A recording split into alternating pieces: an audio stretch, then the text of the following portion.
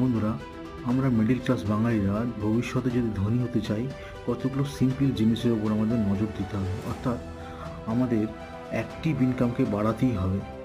অর্থাৎ আমরা যে একটি মাত্র কাজ সারাদিন ধরে করি তা না করে একের বেশি অর্থাৎ 2 থেকে 3টি অ্যাক্টিভ ইনকাম আমাদের রাখতেই হবে এবং প্রত্যেক মাসে মাসে আমাদের বিনিয়োগ করতেই হবে এবং সেই বিনিয়োগ অন্তত 15 থেকে 20 বছর করতেই হবে এবং তারপরে সেই যে একটি মোটা অ্যামাউন্ট আমাদের কাছে আসবে সেটি এসডাব্লিউপি মোডে আমাদেরকে ইনভেস্ট করতে হবে। অর্থাৎ প্রত্যেক মাসে মাসে তখন আমাদের একটা মোটা টাকা আসবে। এইভাবে আমাদের প্ল্যান সাজিয়ে রাখতে হবে এবং যারা যুবক আছো, 18 থেকে 20 বছরের যুবক যারা আছো, তারা তোমাদের যে স্কিল শিখছো, তোমরা একটি মাত্র স্কিলের উপর না থেকে তোমরা একাধিক স্কিল এখন থেকে যদি